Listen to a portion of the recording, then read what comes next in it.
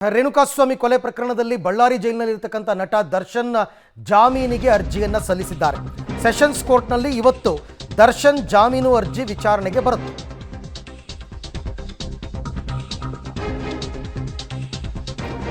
ದರ್ಶನ್ ಜಾಮೀನು ಅರ್ಜಿಗೆ ಎಸ್ಪಿಪಿ ಆಕ್ಷೇಪಣೆ ಸಲ್ಲಿಸ್ತಾರಾ? 100% ಸಲ್ಲಿಸ್ತಾರೆ. ಆಕ್ಷೇಪಣೆ ಸಲ್ಲಿಸೋದಕ್ಕೆ ಕಾಲಾವಕಾಶ ಕೇಳೋ ಸಾಧ್ಯತೆ ಕೂಡ ಇದೆ. ಮತ್ತೊಂದು ಕಡೆ A1 ಪವಿತ್ರ ಗೌಡ ಜಾಮೀನು ಅರ್ಜಿ ಕೂಡ ವಿಚಾರಣೆಗೆ ಬರ್ತಾ ಇದೆ. 100 ದಿನಗಳ ಬಳಿಕ ದರ್ಶನ್ ಜಾಮೀನಿಗೆ ಅರ್ಜಿ ಸಲ್ಲಿಸಿರೋದು. ಏನು ವಾದ ದರ್ಶನ್ ಪರ ವಕೀಲರದ್ದು ಅಂದರೆ, ದರ್ಶನ್ ಅಪಹರಣ ಪ್ರಕರಣದಲ್ಲಿ ಭಾಗಿಯಾಗಿಲ್ಲ, ವಿನಯ್ ಮತ್ತು ಪವನ್ ಸೂಚನೆಯ ಮೇರೆಗೆ ಕಿಡ್ನ್ಯಾಪನ್ನು ಮಾಡಲಾಗಿದೆ, ದರ್ಶನ್ ಯಾವುದೇ ಸೂಚನೆಯನ್ನು ಕೂಡ ಕೊಟ್ಟಿಲ್ಲ, ಅಂದರೆ ದರ್ಶನ್ ಕಿಡ್ನ್ಯಾಪ್ ಮಾಡಿ ಅಂತ ಹೇಳೇ ಇಲ್ಲ. ಆ ರೀತಿ ಮಾಡಿರೋದು ವಿನಯ್ ಮತ್ತು ಪವನ್. ರೇಣುಕಾಸ್ವಾಮಿ ಹತ್ಯೆಯಲ್ಲೂ ದರ್ಶನ್ ಪಾತ್ರ ಇಲ್ಲ. ಹಾಗಾಗಿ ನಮ್ಮ ಕಕ್ಷಿದಾರರಿಗೆ ಜಾಮೀನನ್ನು ಮಂಜೂರು ಮಾಡಿ ಅಂತ ವಕೀಲರು ಕೇಳಿಕೊಂಡಿದ್ದಾರೆ.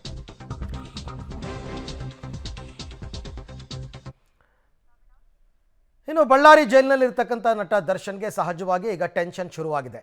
ಜಾಮೀನು ಸಿಗುತ್ತಾ ಸಿಗಲ್ವಾ, ಅಥವಾ ರದ್ದು ಮಾಡಿಬಿಡ್ತಾರಾ, ಏನಾಗುತ್ತೋ ಅಂತ.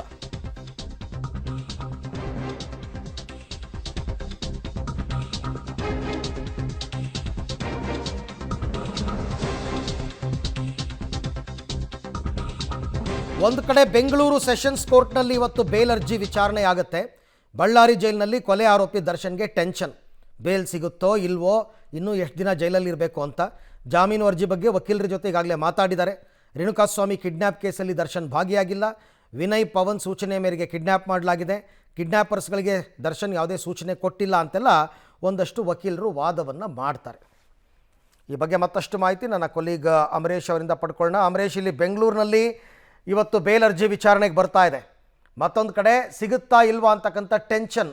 ಹೇಗೆ ದಿನವನ್ನು ಕಳೀತಾ ಇದ್ದಾರೆ ದರ್ಶನ್? ಹಾಗಾದರೆ ಅರವಿಂದ್, ಬಳ್ಳಾರಿ ಸೆಂಟ್ರಲ್ ಜೈಲ್ಗೆ ಬಂದಾಗಿನಿಂದಲೂ ಸಹಿತ ಆದಷ್ಟು ಬೇಗ ಬಳ್ಳಾರಿ ಸೆಂಟ್ರಲ್ ಜೈಲಿಂದ ಹೊರಗೋದ್ರೆ ಸಾಕು ಅನ್ನುವಂಥ ರೀತಿಯಲ್ಲಿ ದರ್ಶನ್ ಅವರು ಚಡಪಡಿಸ್ತಾ ಇದ್ದಾರೆ. ಇದೇ ಕಾರಣಕ್ಕೋಸ್ಕರ ಬಳ್ಳಾರಿ ಸೆಂಟ್ರಲ್ ಜೈಲ್ಗೆ ಬಂದು ಇವತ್ತಿಗೆ 26 ದಿನಗಳಾಯ್ತು. ಇವತ್ತು ದರ್ಶನ್ ಅವರಿಗೆ ಪ್ರಮುಖವಾಗಿರ್ತಕ್ಕಂಥ ದಿನ. ಯಾಕಂದ್ರೆ ಶನಿವಾರ ದಿನ ಅವರು ಪರವಾಗಿರ್ತಕ್ಕಂಥ ವಕೀಲರು ಬೆಂಗಳೂರಿನ ಸೆಷನ್ ಕೋರ್ಟ್ನಲ್ಲಿ ಈಗಾಗಲೇ ಜಾಮೀನಿಗಾಗಿ ಅರ್ಜಿಯನ್ನು ಕೂಡ ಸಲ್ಲಿಕೆ ಮಾಡಿದ್ರೆ, ಆದರೆ ಅದು ಸೋಮವಾರಕ್ಕೆ ಮುಂದೂಡಲಾಗಿತ್ತು. ಅಂದ್ರೆ ಇವತ್ತು ಆ ಒಂದು ಜಾಮೀನು ಅರ್ಜಿ ವಿಚಾರಣೆ ಕೂಡ ನಡೀತಾ ಇದೆ. ಹೀಗಾಗಿ ದರ್ಶನ್ ಅವರಿಗೆ ಪ್ರಮುಖವಾಗಿರ್ತಕ್ಕಂಥ ದಿನವಾಗಿರೋದ್ರಿಂದ ಬಳ್ಳಾರಿ ಸೆಂಟ್ರಲ್ ಜೈಲಿನಲ್ಲಿ ದರ್ಶನ್ ಅವರು ಸಿಕ್ಕಾಪಟ್ಟೆ ಚಡಪಡಿಸ್ತಾ ಇದ್ರೆ, ಬೇಲ್ ಸಿಗುತ್ತೋ ಇಲ್ವೋ ಅನ್ನುವಂಥ ರೀತಿಯಲ್ಲಿ ಸಾಕಷ್ಟು ಆತಂಕ ಕೂಡ ಒಳಗಾಗಿದ್ದಾರೆ. ಅದ್ರ ಜೊತೆಗೆ ಶನಿವಾರ ತಾನೇ ಅವರು ವಕೀಲರ ಜೊತೆಗೆ ಮಾತನಾಡಿದ್ರು. ವಕೀಲರು ಸಹಿತ ಒಂದಿಷ್ಟು ಅಭಯವನ್ನ ನೀಡಿದ್ರು.